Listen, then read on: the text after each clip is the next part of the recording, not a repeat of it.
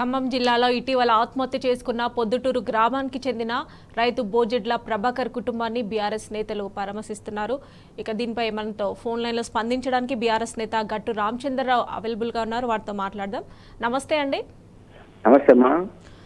ప్రభాకర్ అనే రైతు న్యాయం జరగలేదని వీడియో తీసి మరీ సూసైడ్ చేసుకున్నది మనం చూస్తూ ఉన్నాము. సో అంటే కాంగ్రెస్ పార్టీ తరపునే ఇలా జరిగింది, ఎవరు స్పందించలేదని కూడా అతను వీడియోలో మనం చూసాము చెప్పినట్లుగా. మీరు ఆ కుటుంబానికి మీరు ఎలాంటి భరోసా కల్పిస్తున్నారు?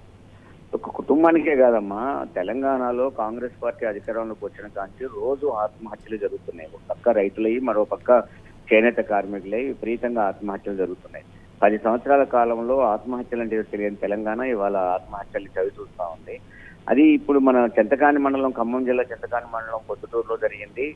జనరల్ గా రైతు సమస్యల మీద, రైతు రుణాల కోసం ఆత్మహత్య కూడా కాదమ్మా. అది అక్కడ ఉన్న కొంతమంది భూస్వాములు, కాంగ్రెస్ పార్టీ లీడర్లు స్వయంగా తన భూమిని ఆక్రమించి పాస్బుక్ ఉండి తను పనిచేసుకుంటాను పంట పండించుకుంటున్న పొలాన్ని ఆక్రమించి ఎందుకు అని చెప్పేసి దాని మీద వాళ్ళ మీద దాడులు చేసే ప్రయత్నం చేసి భూములు ఆక్రమించుకుంటే అసలు ఖమ్మం జిల్లా అనేది 3 మంత్రులమ్మ. ఉన్న మంత్రులలో 12 మంది మంత్రులలో 3 మంత్రులు ఖమ్మం జిల్లాలోనే ఉన్నారు. ఒక డిప్యూటీ సీఎం ఉన్నాడు. అది కాన్స్టెన్సీ చింతకాని మండలం స్వయంగా బట్టి విక్రమార్క గారి కాన్స్టెన్సీ.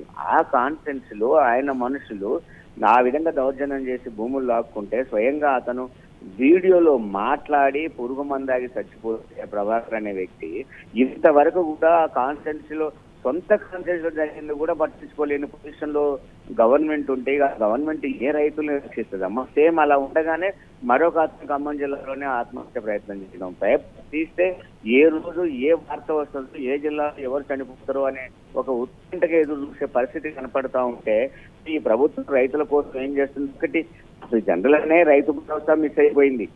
రైతు బంధు పేరుతో రైతు భరోసా పెట్టారు, అయిపోయింది. రైతు భరోసా ఇచ్చేది లేదు. ఆ ధరణి పేరుతో అంత పట్టాలు వచ్చేసి దాన్ని పక్కన పెట్టి పడేశారు. రైతు బీమా పోయింది.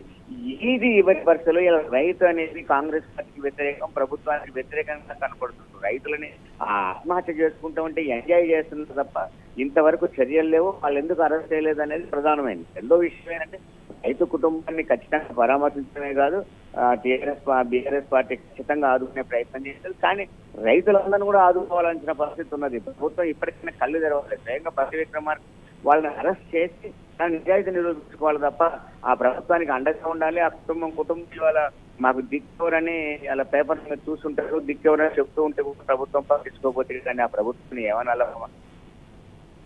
రామచంద్రరావు గారు, ఆ వీడియోలో ఆ రైతు క్లియర్గా మెన్షన్ చేశారు, నేను కలెక్టర్ ఆఫీస్కి వెళ్ళినా కానీ అక్కడ నాకు పని అవ్వలేదు, ఆ కాంగ్రెస్ కొంతమంది మెయిన్ అధికారుల దగ్గరికి వెళ్ళినా పని అవ్వలేదు అని చెప్తూ ఉన్నారు.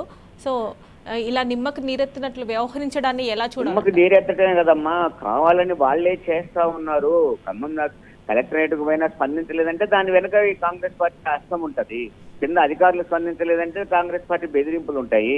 ఆ విధంగా ఉన్న అధికార దుర్వినియోగం జరుగుతూ ఉంటే, సామాన్య రైతుల మీద ఆ విధంగా దౌర్జన్యాలు జరుగుతూ ఉంటే, భూములు ఆక్రమించుకుంటూ ఉంటే ఇక సామాన్య రైతు ఎట్లా బతుకుతాడు? కలెక్టర్ కూడా దిక్కులే, కలెక్టర్ మీద ప్రెషర్ అయినాయి, అధికారుల మీద ప్రెషర్ అయినాయి. చివరికి వాళ్ళు స్వేచ్ఛగా తిరుగుతూ ఉంటే, ఆ విధంగా చనిపోయిన తర్వాత కూడా స్వేచ్ఛగా తిరుగుతూ ఉంటే ఇక ఆ ప్రభుత్వం ఏం పట్టించుకుంటుంది అనుకోవాలి? నేను అనేది ఏంటంటే బట్టి విక్రమార్క గారు ఇప్పటికైనా జోక్యం చేసుకొని వాళ్ళని అరెస్ట్ చేసేసి ఆ కుటుంబాన్ని ఆదుకోవాల్సిన అవసరం ఉంది. సొంత కాన్స్టెన్సీ అబ్బా, అది సొంత కాన్స్టెన్సీ అయింది. రైట్ రామచంద్రరావు గారు, థ్యాంక్ యూ.